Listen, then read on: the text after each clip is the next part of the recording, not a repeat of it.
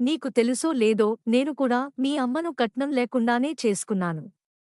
మీ అమ్మ వచ్చిన వేళ విశేషం మనకు అన్నీ కలిసి వచ్చి ఈనాడు మనం మంచి స్థితిలో ఉన్నాం. మాకు ఎలాగూ ఆడపిల్లలు లేరు. ఇప్పుడు రాబోయే కోడలితో మాకు ఆ లోటు కూడా తీరిపోతుంది. నేను కోరుకునేది ఒక్కటే, వచ్చే ఆ అమ్మాయి నిన్ను ప్రేమగా చూసుకుంటే చాలు. అందుచేత నువ్వు ఆ విషయంలో నిశ్చింతగా ఉండు. మాకు కట్నకానుకలు ఏమి వద్దు, పెళ్లి మాత్రం మా తాహతుకు తగ్గట్లుగా జరిపించండి చాలని ఈ రోజుల్లో చాలామంది తెలివిగా చెబుతూ అనవసర ఆర్భాటాలు, గొప్పలకు పోయి ఆడపిల్ల వాళ్ల చేత చాలా డబ్బు వృధాగా ఖర్చు పెట్టేస్తున్నారు. కాని అటువంటి వంకలతో నేను వాళ్ళని ఏమాత్రం ఇబ్బంది పెట్టను. వాళ్ళు పెళ్లి ఎలా చేసినా సర్దుకుపోతాను. కోడలికి మేము జరగాల్సిన ముద్దు ముచ్చటలన్నీ ఆ అమ్మాయి మనింటికి వచ్చిన తర్వాతే హాయిగా అని జరిపించుకుంటాం అని తండ్రి నవ్వుతూ అనడంతో అదే విషయాన్ని వెంటనే లావణ్యకు వాట్సాప్లో మెసేజ్ చేశాడు.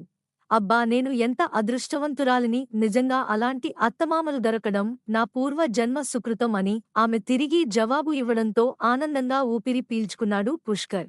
కట్ చేస్తే ఓ శుభముహూర్తాన పంచమాంగల్యాలతో పుష్కర్ జీవితంలోకి ప్రవేశించింది లావణ్య. పెళ్లైన ప్రతి ఒక్కరి జీవితంలోనూ మర్చిపోలేని మధురానుభూతులను మిగిల్చింది తొలిరేయి. అందుకే ప్రతి జంట ఆ రోజు కోసం ఎంతో ఆతృతగా ఎదురు చూస్తుంది. ఆ రోజు మనసులు కలిసినవారు ప్రేమతో దగ్గరైతే ఇంకా వాళ్ల దాంపత్య జీవితానికి ఏమాత్రం డోకా లేకుండా ప్రతి రాత్రి తొలి రాత్రిగానే గడుస్తుందని పెద్దలు చెబుతుంటారు. పుష్కర్ లావణ్యకు ఆ రోజే తొలిరాత్రి.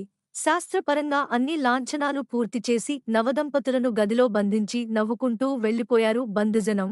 మంచం మీద ఓ మూల సిగ్గుగా కూర్చున్న లావణ్యకేసి ఆరాధనగా చూసిన పుష్కర్ తనకు దగ్గరగా రమ్మన్నట్టుగా కళ్లతోనే సైగ చేయడంతో సిగ్గుపడ్డా ఆమె అతని చేతికి పాల గ్లాస్ అందించి ఇంకా మంచం పక్కనే నిల్చోవటంతో ఆమె చేతిని చొరవగా పట్టుకుని తన పక్కనే కూర్చోబెట్టుకున్నాడు పుష్కర్. ఇంకా మంచం పక్కనే నిల్చోవటంతో ఆమె చేతిని చొరవగా పట్టుకుని తన పక్కనే కూర్చోబెట్టుకున్నాడు పుష్కర్.